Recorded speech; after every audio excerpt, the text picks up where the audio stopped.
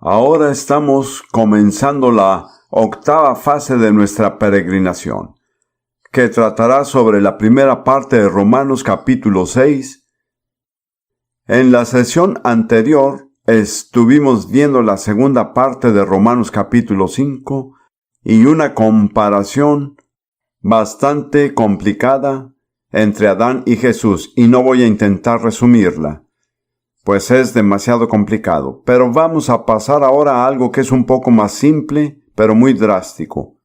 Y está en Romanos capítulo 6, es uno de mis capítulos favoritos de la Biblia. He estudiado este capítulo por mucho tiempo. Pero hay mucho más que es nuevo. Cada vez que lo leo encuentro algo nuevo que no sabía antes. Ahora, el título para esta fase de nuestro viaje es la solución de Dios para el viejo hombre, la ejecución. Dios no tiene un plan B para el hombre viejo.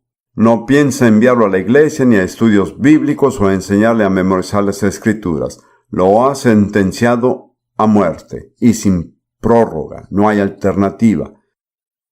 Como ven, ya hemos tratado con el perdón de nuestros pecados pasados. Eso fue en Romanos capítulo 3. Y es maravilloso, pero necesitamos algo más. De nuevo, volveré a mi propia niñez por unos momentos cuando yo estaba en la iglesia anglicana, con quienes tengo una deuda de gratitud. En la iglesia anglicana en ese tiempo, puede ser que sea diferente hoy en la iglesia episcopal, pero cada domingo alrededor de las 11 decíamos la confesión general. Yo recuerdo esas palabras, nunca se me van a olvidar: perdónanos que somos miserables pecadores, etc. Bueno, cada vez que lo decíamos ciertamente reconocía que era un pecador, pero no siempre me sentía un miserable acerca de eso. Y mi actitud era: si la religión solo puede hacerme sentir que soy un miserable pecador, entonces yo puedo ser un pecador sin religión y no ser tan miserable. Pero siempre tuve la sensación que tal vez mis pecados fueron perdonados. Nunca estuve seguro. De hecho, pensaba que el único propósito de la religión era para hacernos sentirnos culpables. Pensaba que había logrado algo grande si podía salir de la iglesia sintiéndome un poco culpable. No sabía que había algo más allá de eso, pero solo me preguntaba si realmente Dios perdonó mis pecados. Lo vergonzoso fue que salía de la iglesia sabiendo muy bien que en la próxima semana iba a cometer de nuevo los mismos pecados. Me preguntaba lo siguiente: ¿le agrada a Dios que le confiese pecados que voy a seguir cometiendo, o más bien los estoy provocando? Nunca pude dar con una respuesta clara a esa pregunta. Pero aquí en Romanos capítulo 6 está la respuesta. Una cosa es que sus pecados pasados sean perdonados, lo cual es tremendo, pero eso no es todo. Porque dentro de cada uno de nosotros, sin excepción, y cada uno hemos descendido de Adán, ahí mora un rebelde. E incluso si nuestros pecados pasados han sido perdonados, aquel rebelde en nuestro interior continuará cometiendo la misma clase de pecados a menos que sea confrontado. Es un hecho significativo de la historia que Adán nunca tuvo hijos, hasta que se hizo un rebelde. Y así cada descendiente de Adán nace de la rebeldía. Todos tenemos un rebelde adentro. Algunas veces puede sobresalir más que otras. Se le puede ver con toda nuestra actitud y acción. A veces está muy ocultado. Puede ser muy religioso, muy educado, muy agradable, pero sigue siendo en el fondo un rebelde total. Dios no hará las paces con aquel rebelde. Lo ha sentenciado a muerte. La buena noticia es que he aquí la misericordia de Dios. La ejecución se dio hace más de 19 siglos, cuando Jesús murió en la cruz. Esa es la salida. Esa es la solución. Pero por un momento vamos a ver lo que dice la Biblia sobre esta naturaleza de Adán en cada uno de nosotros. Se le llama el viejo hombre, o la traducción moderna dice el viejo yo. Pero prefiero mantener la palabra hombre porque nos remonta directamente a Adán, el primer hombre.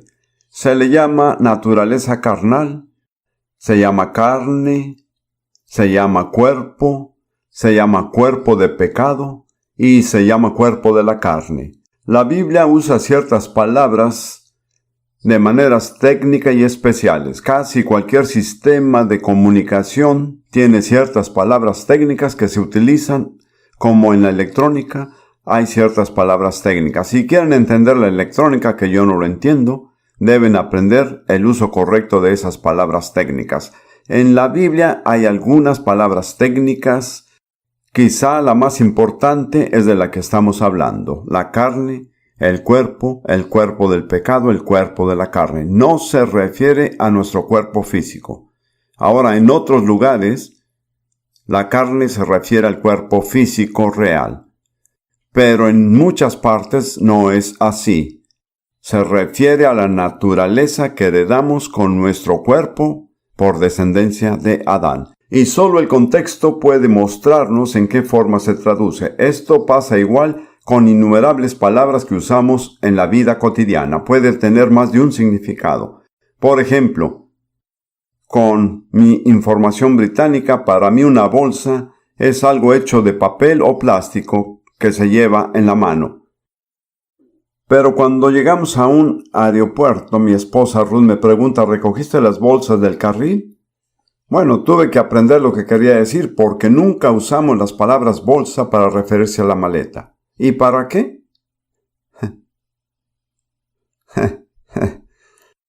Así que ese es solo un ejemplo simple, pero cuando mi esposa dice bolsa, me pregunto: ¿se refiere a algo hecho de papel o plástico o a la maleta?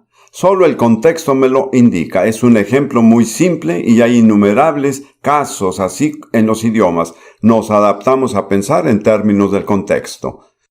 Permítanme rápidamente repasar unas cuantas partes con ustedes. Por ejemplo, la carne. Encontrarán que se usó varias veces en Romanos capítulo 7, versículo 5, porque mientras estábamos en la carne.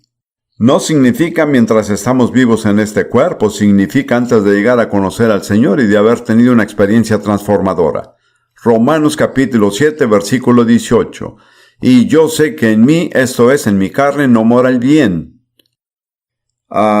Versículo 25. Gracias doy a Dios por Jesucristo Señor nuestro, así que yo mismo con la mente sirvo a la ley de Dios, mas con la carne a la ley del pecado. En ninguna de esas partes se refiere al cuerpo físico. Habla de la vieja naturaleza de Adán. Y luego con la palabra cuerpo, en Romanos capítulo 8, versículo 10. Pero si Cristo está en vosotros, el cuerpo en verdad está muerto a causa del pecado, mas el espíritu vive a causa de la justicia. Cuando Cristo viene a nosotros, en realidad no morimos físicamente, sino que el viejo cuerpo de pecado, la vieja naturaleza de Adán, es condenada a muerte. ¿Lo ven? Y luego el cuerpo del pecado en Romanos 6, versículo 6. Sabiendo esto, que nuestro viejo hombre, voy a usar el hombre viejo en todo tiempo, fue crucificado juntamente con él, para que el cuerpo del pecado sea destruido. Bueno, cuando uno es salvo no deja de tener un cuerpo, lo saben perfectamente bien. Pero el cuerpo del pecado queda fuera de acción, se vuelve incapaz de funcionar desde ese instante. De eso se trata. Y luego en Colosenses capítulo 2, versículo 11, habla del cuerpo de la carne. Solo para dejar esto en claro, pienso que muchos leen la Biblia sin una comprensión clara de lo que se está diciendo. En Colosenses 2, versículo 11, en él, en Jesús, también fuisteis circuncidados con circuncisión no hecha a mano, al echar de vosotros el cuerpo pecaminoso carnal, en la circuncisión de Cristo. Bien, nuestro cuerpo físico no desaparece con esta experiencia, pero el cuerpo de la carne, la naturaleza rebelde, es terminada. Se acaba la función del Adán viejo. Ahora volvamos al comienzo de Romanos capítulo 6, y una vez más, Pablo comienza este capítulo anticipando una objeción que surgiría, y a mi modo de verlo, Él siempre tiene en mente a un judío oponente. Puedo estar equivocado, pero me parece que son justamente las objeciones que daría un judío que fijó su fe en guardar la ley de Moisés. Como verán al final del capítulo 5, versículo 20, mas cuando el pecado abundó, sobreabundó la gracia, de modo que cuando más pecado surgía y se manifestaba, mayor era la gracia de Dios. Ahora, la objeción que él imagina está al comienzo del capítulo 6, y tengan en cuenta que las divisiones por capítulos no estaban en el texto original, sino que fueron añadidas por los traductores, no son inviolables. ¿Qué pues diremos? ¿Perseveraremos en el pecado para que la gracia abunde? Está basado en el capítulo 5, versículo 20. Dice que donde el pecado aumentó, la gracia abundó aún más. Así que un objetor diría, qué bien. Sí, ese es el camino. Mientras más pecamos, más gracia tendremos. La manera de mantenerse en gracia es seguir pecando. Esa es la objeción. Ahora, a Pablo se le ocurre, ¿cuál es la primera frase del versículo 2? En ninguna manera. Así es. Porque los que hemos muerto al pecado, ¿cómo viviremos aún en él? A la esencia de lo que Pablo está diciendo es que si uno habla de esa manera, no comprende cómo opera la gracia de Dios. Porque la gracia de Dios no nos deja vivos en el pecado. Cuando entramos en la gracia de Dios, se presenta una experiencia dramática. Nos volvemos muertos al pecado para vivir la justicia en la gracia de Dios. Así que Pablo está diciendo que existe una contradicción en los términos al hablar de estar bajo la gracia de Dios y vivir en pecado. Dios no da gracia a las personas que viven en pecado. La condición con la que recibimos la gracia de Dios es que dejemos de vivir en el pecado. Esto es extremadamente importante, porque según mi observación, que es falible, hay multitudes de cristianos que hablan de la gracia de Dios, pero no entienden lo que significa estar en la gracia de Dios. No se puede vivir en el pecado y estar en la gracia de Dios. Son dos alternativas mutuamente excluyentes. Si están en la gracia de Dios, no están viviendo en pecado. Si están viviendo en pecado, no están en la gracia de Dios. Así que deben elegir. Miren, no quiero parecer que tengo algo en contra de las personas que llaman a su iglesia gracia tal o cual, pero mi observación es que muchas personas asociadas con tales iglesias no han comenzado a comprender lo que implica la gracia de Dios. Escuchen, la gracia es gratis, pero no es barata. Hay condiciones esenciales y radicales asociadas con la gracia de Dios. Y si no cumplen con esas condiciones, no hablen de estar en la gracia de Dios. Se están engañando. Muy probablemente usted es la única persona que se engaña. Muy bien. Ahora, Pablo respalda esto con un argumento del significado del bautismo cristiano. Quiero decirles que, en mi opinión, al significado del bautismo no se le da la importancia que se merece entre la mayoría de los evangélicos, pentecostales, bautistas y demás. El bautismo es mucho más importante de lo que cree la mayoría de las personas que lo practican. Imagínese, no puedo encontrar un caso de alguien entre los pentecostés y demás que declare ser salvo a través de la fe en Jesús sin ser bautizado. Jesús dijo, el que creyere y fuere bautizado será salvo. Muchos dicen que creen pero no han sido bautizados. Bueno, eso es entre ellos y Dios, no es asunto mío, pero yo digo que se está quebrantando la gracia de Dios. No existe algo así en el Nuevo Testamento. Pablo da por hecho que cada cristiano al que le está escribiendo ha sido bautizado. Déjeme decirlo de nuevo. Yo creo en el bautismo del Espíritu Santo. Creo que es una gran experiencia que cambia la vida. Pero creo que el bautismo en agua debe ser tan tremendo y transformador como lo es el bautismo del Espíritu. No es tan solo una pequeña ceremonia por la que pasa uno para ser miembro de la iglesia. Bueno, ahora que has sido salvo, dentro de 3 semanas tendremos un servicio de bautismo. Inscríbete. Ninguno de los apóstoles dijo algo así. Cuando el carcelero de Filipo y su familia fueron salvos, no esperaron hasta la mañana para bautizarse. Se bautizaron aún siendo de noche. He tenido el privilegio de guiar a la gente hacia el Señor y me preguntan qué sigue, les digo el bautismo. Los llevo al mar y los bautizo, y se regresan a casa empapados. El bautismo es un asunto de urgencia. Lean el Nuevo Testamento por sí mismos y vean si pueden encontrar cualquier tipo de referencia a una actitud casual sobre el bautismo. No existe. Es esencial, es crucial. Y los que solo lo tratan como una ceremonia, se pierden la verdadera bendición. Estuve en Nueva Zelanda hace muchos años y enseñé sobre el bautismo a una congregación, y varias personas que no habían sido bautizadas querían bautizarse, y nos reunimos alrededor de una piscina e hicimos un servicio de bautismo.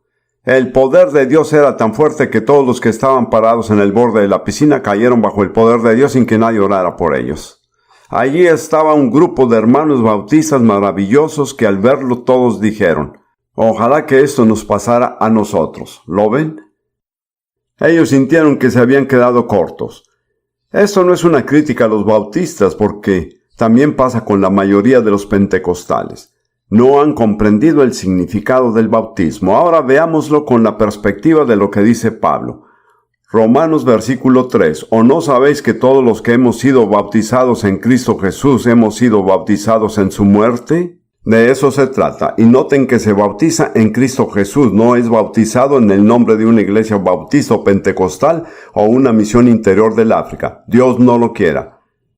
Lo único en que se bautiza es en el mismo Jesucristo, y no se conformen con nada que sea menos a esto.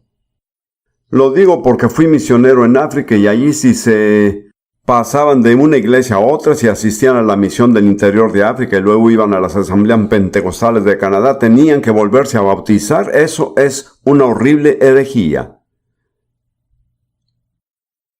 Sigamos. ¿O no sabéis que todos los que hemos sido bautizados en Cristo Jesús hemos sido bautizados en su muerte? ¿Por qué sigue hablando de esto? Al ser bautizado, ahí fue la muerte. Eso es lo que dice Pablo. Porque somos sepultados juntamente con Él para muerte por el bautismo, a fin de que como Cristo resucitó de los muertos por la gloria del Padre, así también nosotros andemos en vida nueva.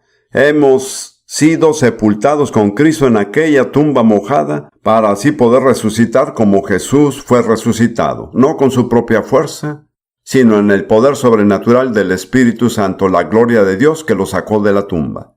Cuando somos bautizados en agua, lo que profesamos es: Dios, desde este momento en adelante dejaré de vivir por mi propia fuerza. He muerto. El poder que me mantendrá de pie desde este momento en adelante es el poder sobrenatural de tu Espíritu Santo. Voy a andar en el camino sobrenatural de la vida. Pasemos al versículo 5, ya que tengo que apresurarme. Porque si fuimos plantados juntamente con Él en la semejanza de su muerte, así también lo seremos en la de su resurrección. Cuando habla de estar plantados junto a Él en la semejanza de su muerte, ¿a qué se está refiriendo? ¿A ser qué? Bautizado. Así que dice que si hemos sido bautizados, también lo seremos en la semejanza de su resurrección. Les digo que si no se han bautizado, corren riesgos, ya que la promesa es para aquellos que se han unido a Él, sepultados con Él por medio del bautismo. Versículo 6. Aquí está. Sabiendo esto, que nuestro viejo hombre fue crucificado juntamente con Él para que el cuerpo del pecado sea destruido, a fin de que no sirvamos más al pecado. Eso lo veremos en la próxima sesión. Veamos más de este misterio de identificación que se ha mencionado varias veces. Como verán, es la clave que nos lleva a todas las riquezas de la cruz. No solo se contempla a Jesús en la cruz, también decimos que cuando murió, morimos también, porque tomó nuestro lugar. Fue mi representante, fue el último Adán, la mala herencia completa que me correspondía a mí y a todos los descendientes de Adán, se vino sobre él. Ahora, si quiero identificarme con él y seguirlo hasta el final, ¿qué debo hacer? ¿Cuál es el paso primordial? Si hemos sido sepultados con él por el bautismo en su muerte, ahí es donde nos unimos a la procesión, si me entienden lo que quiero decir. Ese es el acto de nuestra voluntad y obediencia mediante el cual declaramos nuestra identificación con él por el resto de nuestro camino. Cuando somos sepultados con él, tenemos el derecho de entrar en todo lo que se siguió a su sepultura. Él vive, fue resucitado, pero allí no termina. Él está en el trono. Hace muchos años, cuando recién llegué a esta nación por primera vez, de hecho en 1964 visité Houston como invitado de los hombres de negocios del Evangelio completo y me alojaron en el Hotel Rise en Houston. Cuando entré en el ascensor y miré todos los botones que decían 1, 2, 3, pero había un botón E para estacionamiento y luego 3, 4, 5 hasta el 10º piso. Pero debajo del 1 estaba la S. Y sucedió que al entrar al ascensor allí estaba un piloto y le gustaba hablar. Y me estaba explicando cómo funcionaba ese tipo de botón y dijo: ese botón se eleva por presión, se eleva por un campo de actividad. Es decir, es elevado por un, ¿cómo se dice? Un campo eléctrico. O sea, cuando acercas tu dedo al botón, este se activa. Yo me quedé pensando y luego volví a mirar los botones y pensé, estamos en el piso 1 y queremos subir, ¿pero qué es la S? Y el Espíritu Santo me dijo claramente como cualquier cosa, la S es para sótano, la sepultura y sumersión del bautismo. Yo entendí el mensaje. Si quiere subir, tiene que bajar primero.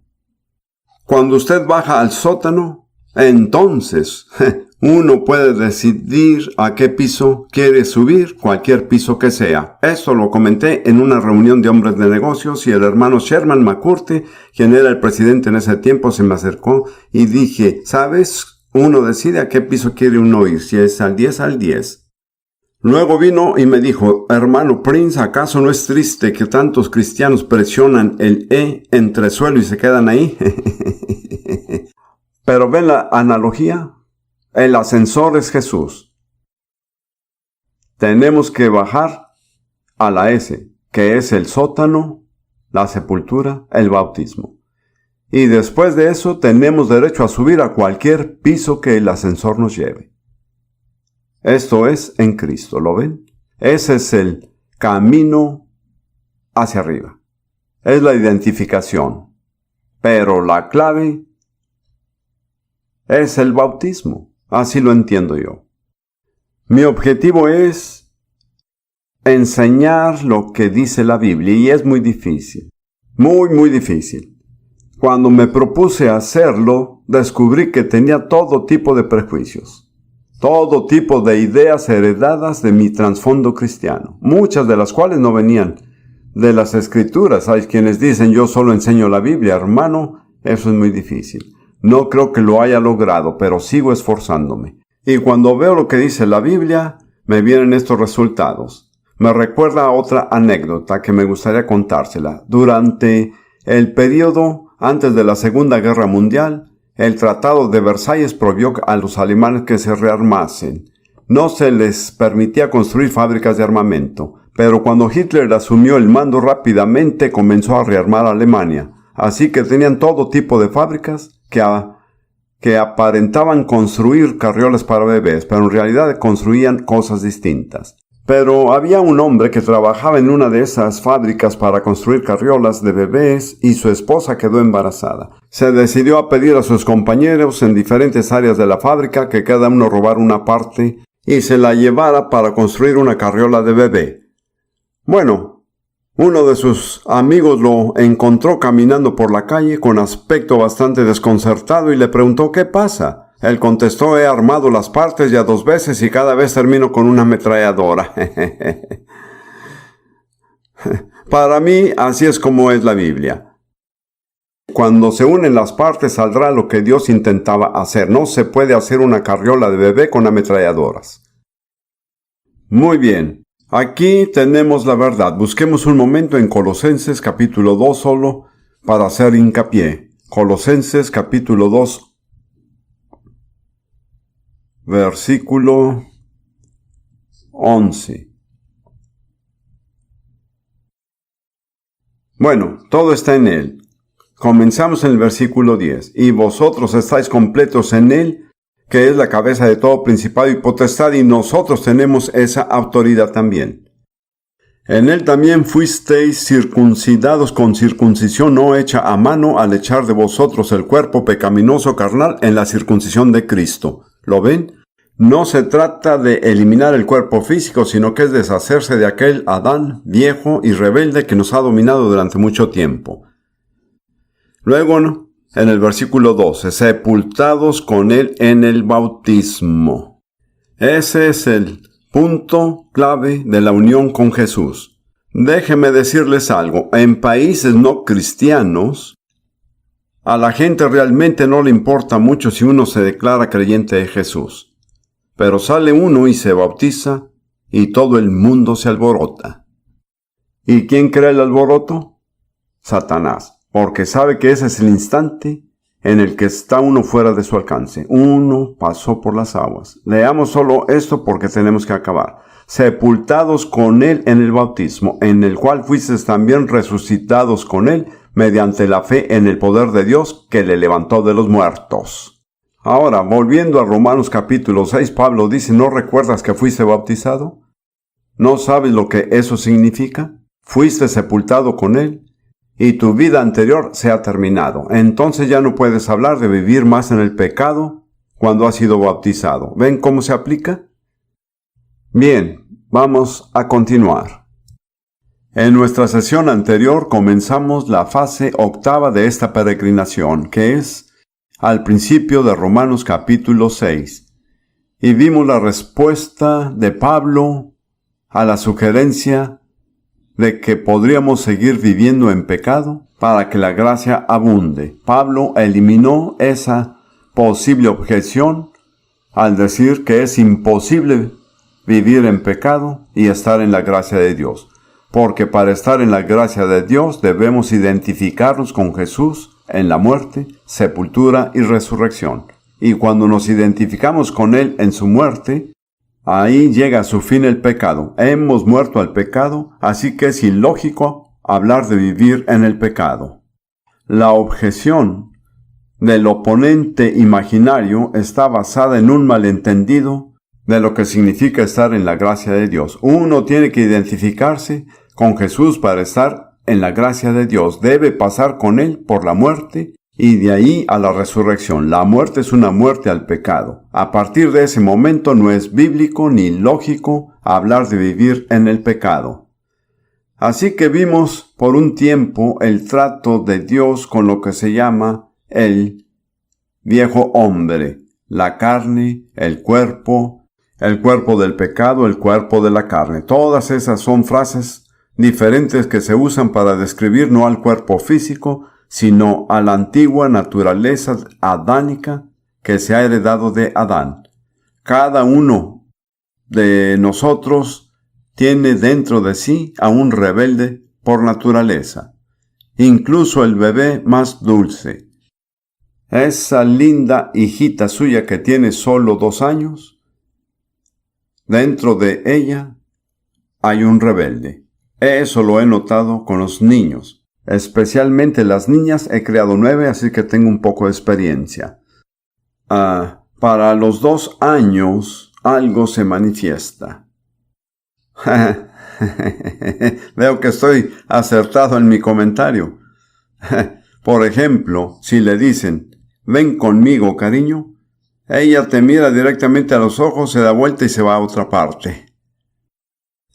No es que lo haya planeado, es solo una manifestación temprana de aquel rebelde. Puede que realmente sea una niña linda, tierna y cariñosa, pero tiene el mismo problema que el niño malcriado, desagradable, malhumorado.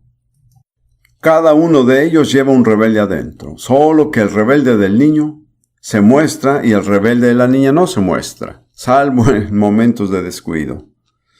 ¿Cuántos de ustedes tienen un momento de descuido cuando de repente el rebelde se aparece?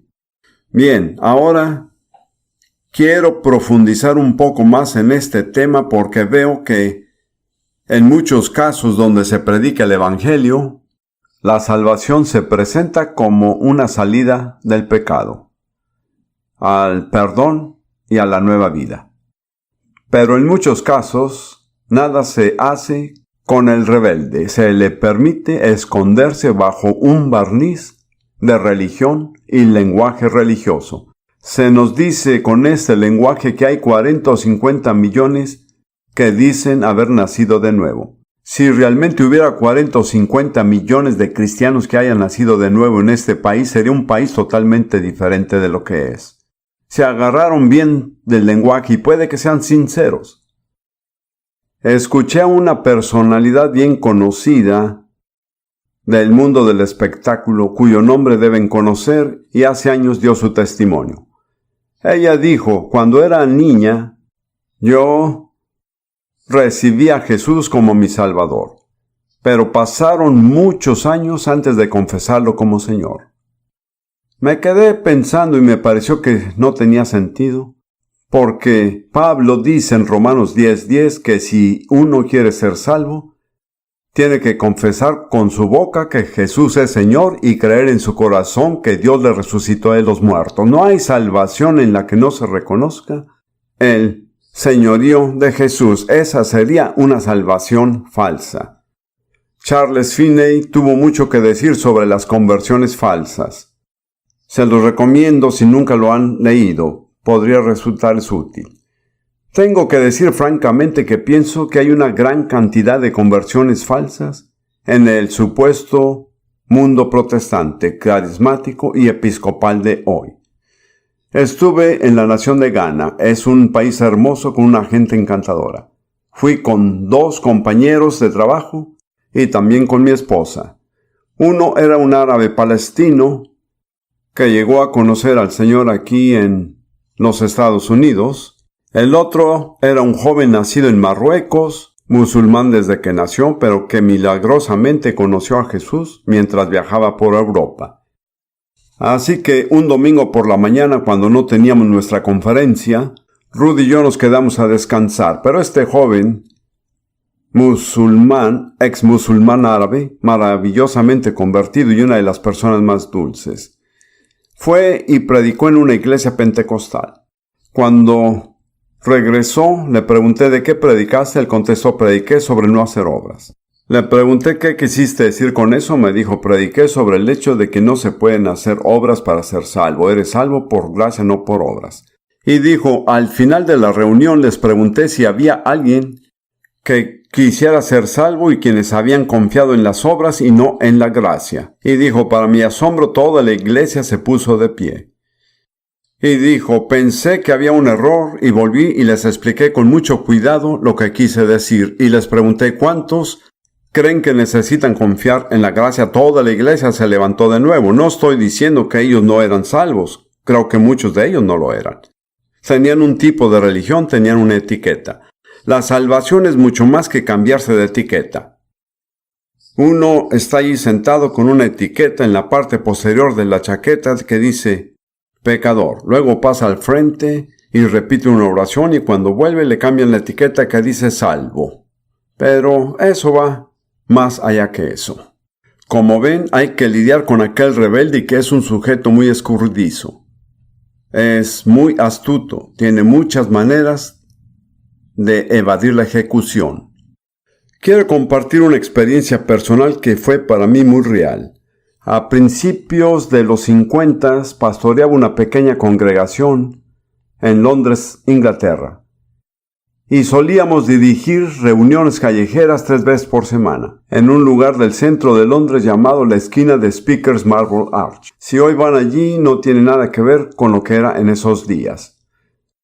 Bueno, una noche tuve un sueño y en este sueño veía una típica reunión callejera con un grupo de personas de pie y un hombre en el centro del grupo predicando. Miraba y escuchaba al hombre y me parecía que lo que decía estaba bien. No tenía crítica de sus palabras, pero no me gustaba su aspecto. La única forma de describirlo es que se veía deshonesto, estaba encorvado y tenía un pie zambo. No lograba entender cómo podía tener esa apariencia y sin embargo decir lo correcto. Bueno, me desperté en la mañana sin entender el sueño y lo olvidé. Pero 2 semanas después tuve exactamente el mismo sueño. Así que esta vez me dije a mí mismo, hay algo que Dios quiere decirme. Y dije, Dios, y le relaté la escena y lo que había visto y mi interpretación. Le dije, Dios, ese hombre en medio del grupo, lo que decía estaba bien, pero se veía como alguien muy deshonesto. ¿Quién es ese hombre? Obtuve la misma respuesta que Natán le dio a David. Tú eres el hombre. Eso me impresionó, pero me di cuenta por primera vez de que Dios estaba identificando al rebelde, al viejo hombre dentro de mí. Y busqué en Romanos capítulo 6 y vi que el remedio era la ejecución, pero la misericordia de Dios era que la ejecución se había dado hace 19 siglos, cuando Jesús murió en la cruz. Nuestro viejo hombre fue crucificado con él. Ese es un hecho histórico. Si lo creemos o no, no cambia el hecho, pero el creerlo y actuar en consecuencia nos cambiará. Se estaba acercando el tiempo de la Pascua, y de cierta forma tenía en la mente la imagen de la colina del Gólgota con las 3 cruces. Pero la cruz de en medio era más alta que las otras 2. Y entendí que esa era la cruz en la cual Jesús sería crucificado. Entonces el Espíritu Santo me dijo, ¿para quién se hizo la cruz de en medio? Y fue como si dijera, piénsalo bien antes de responder. Así que me detuve y pensé, y dije, fue hecha para Barrabás. Así es, me dijo, como verán estaba allí esperando a Barrabás. Entonces el Espíritu Santo me dijo, pero Jesús tomó el lugar de Barrabás. Afirmé que sí. Luego me dijo, pero pensé que Jesús había tomado tu lugar. También lo afirmé. Luego me dijo, entonces eres Barrabás. Yo nunca discuto con la gente, pero fue una revelación para mí. Soy Barrabás, soy el criminal. Soy la persona para quien se hizo la cruz. Está hecha mi medida, me queda exactamente, me corresponde a mí. Pero al último momento ocurrió un cambio inesperado. Y Jesús tomó el lugar de Barrabás. Esa es la manera vívida de Dios de demostrar que el rebelde, el viejo hombre, fue crucificado en Jesús. Lo que tenemos que hacer es creerlo. Les tengo que dar otra imagen que es del profeta Isaías. Gracias a la señora que me prestó su Biblia de la Nueva Versión Internacional. Quiero leerlo así. Creo yo que está un poco más claro. En Isaías capítulo 1, Dios acusa a Israel por sus muchos pecados, pero la raíz del problema de Israel era la rebeldía. Así es como se describe en Isaías capítulo 1, versículos 5 y 6. ¿Para qué recibir más golpes? ¿Para qué insistir en la rebelión? ¿Vieron cuál fue el problema? La rebeldía. Toda su cabeza está herida, todo su corazón está enfermo. Desde la planta del pie hasta la coronilla no les queda nada sano. Todo en ellos es heridas, moretones y llagas abiertas, ni curadas ni vendadas. Dios me mostró que así es como lidió con la rebeldía. Así es el final de la rebeldía. Y entonces vi que también es una imagen muy vívida de Jesús mientras colgaba en la cruz. Él cumplió exactamente esa profecía. Leamos esto de nuevo. Toda su cabeza está herida, de innumerables formas distintas, las espinas presionadas, golpes en la cara, la barba arrancada. Todo su corazón está enfermo. Murió de un corazón destrozado. Desde la planta del pie hasta la coronilla no les queda nada sano. Todo en ellos es heridas, moretones y llagas abiertas, que no les han sido curadas ni vendadas. Esa es la imagen más exacta que se puede dar en tan pocas palabras del aspecto de Jesús en la cruz. ¿Qué nos está diciendo Dios a través del profeta? Que el rebelde fue castigado en Jesús.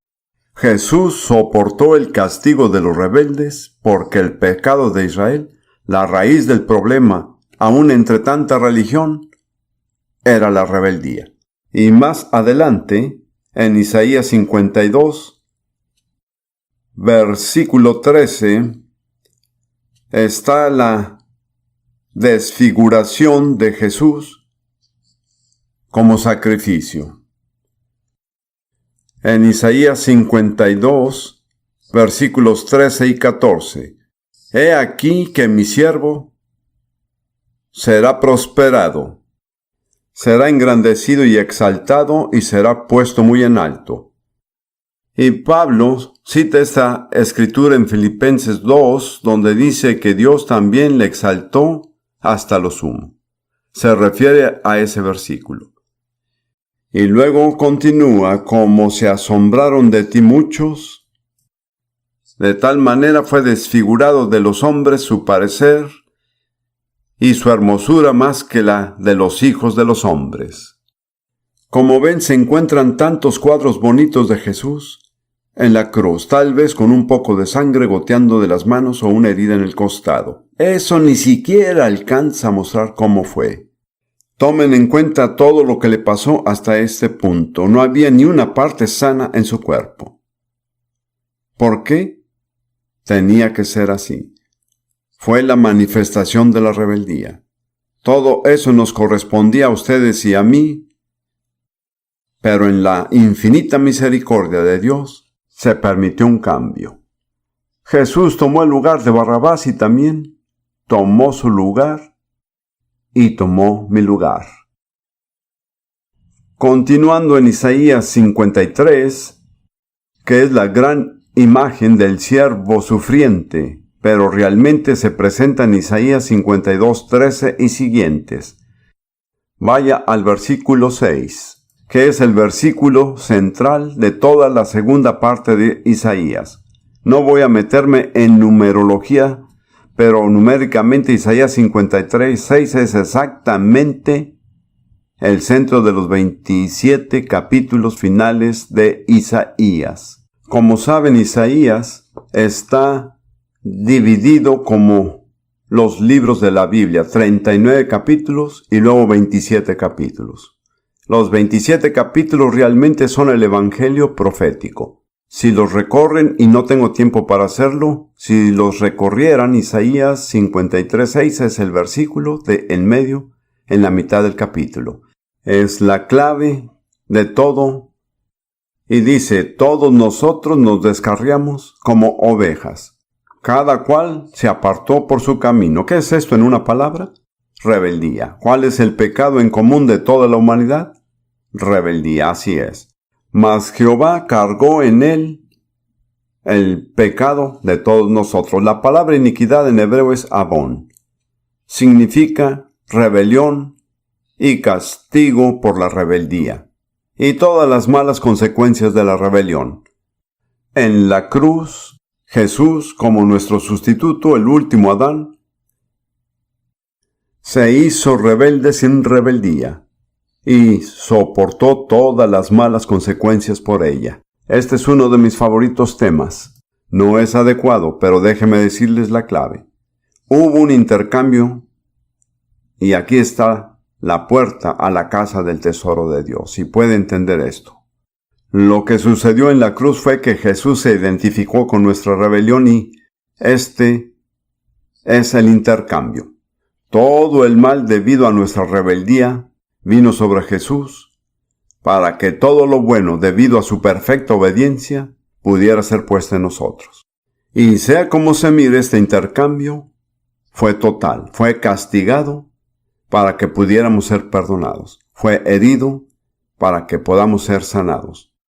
Tomó nuestro pecado para recibir su justicia, murió nuestra muerte para compartir su vida, recibió la maldición para que recibamos la bendición, soportó nuestra pobreza para compartir su abundancia, llevó nuestra vergüenza para obtener su gloria, aguantó el rechazo para tener su aceptación.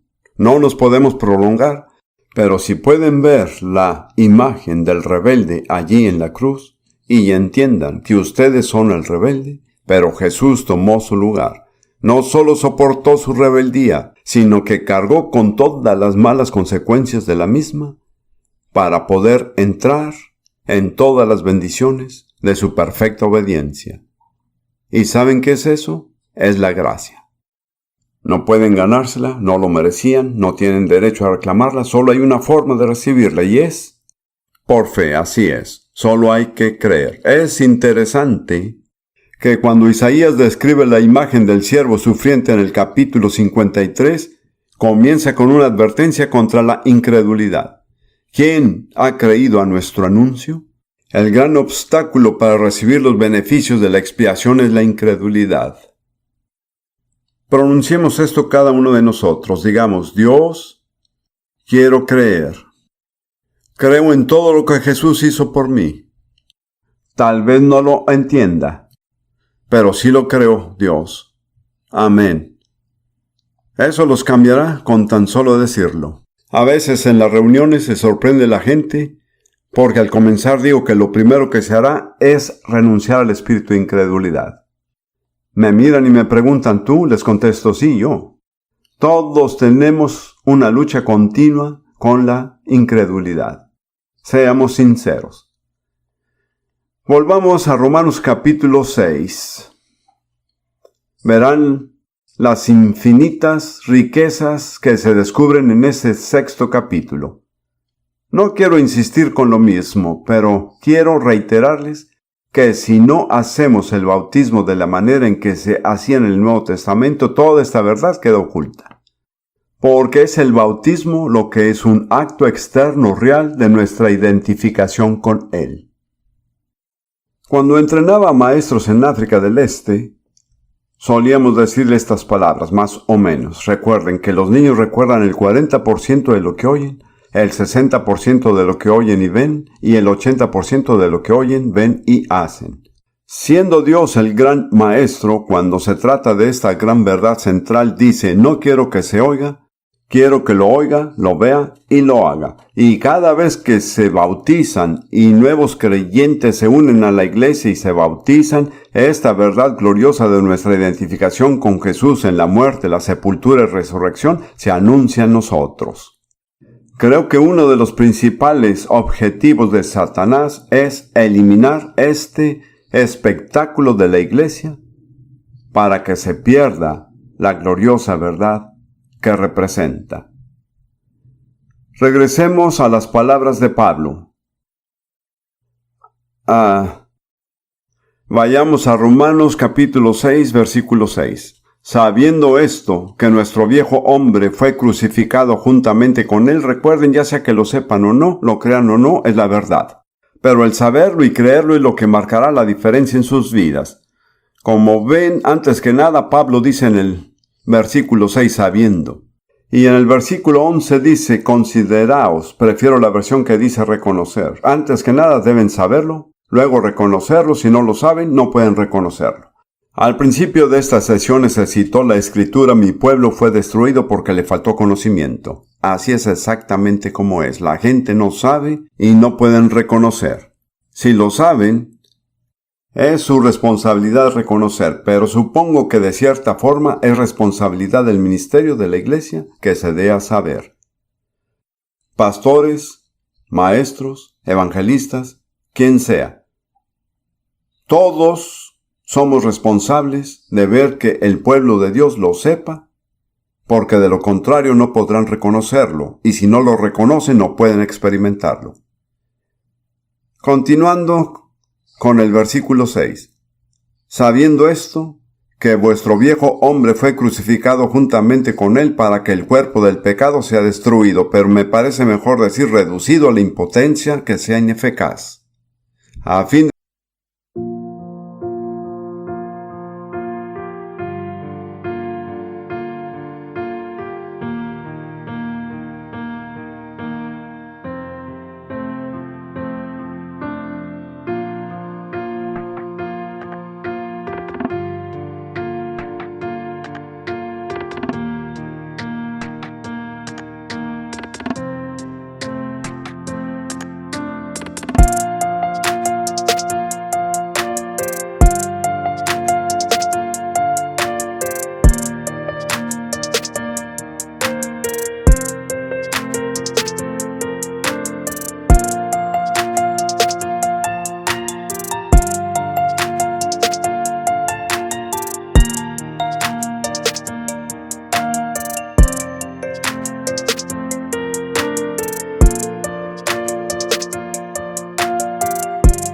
de que no sirvamos más al pecado.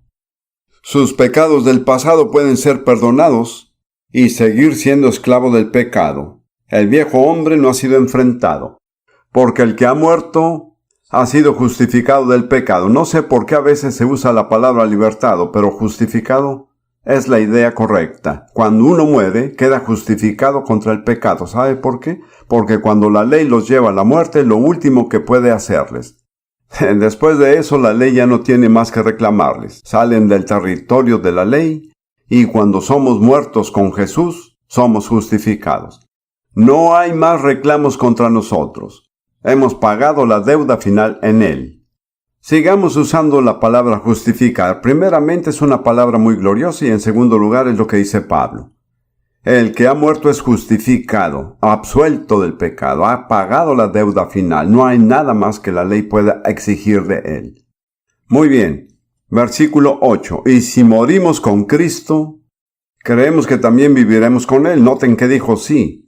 Anteriormente dijo, si fuimos sepultados, seremos resucitados. Si no hemos sido sepultados, no tenemos derecho a resucitar. Si hemos muerto, creemos que también viviremos con Él. Sabiendo que Cristo, habiendo resucitado de los muertos, ya no muere, alabado sea el Señor. La muerte no se enseñorea más de Él. Porque en cuanto murió, al pecado murió una vez por todas. Mas en cuanto vive, para Dios vive. Tengan en cuenta que fuimos identificados, morimos al pecado una vez y para siempre. Después de eso, la vida que vivimos, la vivimos para Dios. Esa es la transición. Y luego Pablo termina con así también, es decir, exactamente como sucedió con Jesús. Vosotros consideraos muertos al pecado, pero vivos para Dios en Cristo Jesús. Se lo he pedido a la gente muchas veces, que tomen un tiempo para considerar lo que significa la frase muerto al pecado. Siempre me imagino a un hombre horrible que hace todo aquello que las personas religiosas no hacen. Maldice, bebe whisky, fuma, mira pornografía en la televisión. Es una bestia, un mal hombre. Su esposa es creyente y sus hijos también lo son y los hace pasar un tiempo miserable. Los maldice, se enoja con ellos. Y un domingo por la noche se van de puntitas a la iglesia evangélica local y lo dejan sentado en su silla fumando su cigarro, bebiendo whisky y viendo algo que no debe mirar en la televisión.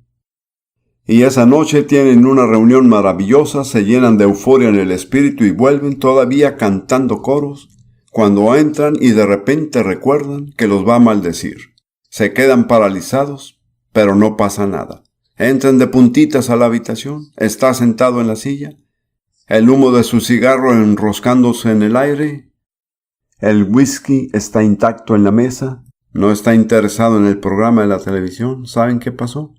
Tuvo un ataque al corazón y murió. Él murió al pecado. ¿Lo ven? Vean lo que significa. El pecado no tiene más poder sobre él. El pecado ya no lo atrae más. Y el pecado ya no le produce ninguna reacción. Eso es lo que significa estar muerto al pecado. ¿No es así? No hay como dudar de ello. Un hombre muerto no se descontrola, no bebe whisky, no maldice, no puede hacer todas estas cosas, tampoco chismea. Así que usted y yo, por lo que Jesús ha hecho, debemos reconocer que estamos muertos al pecado.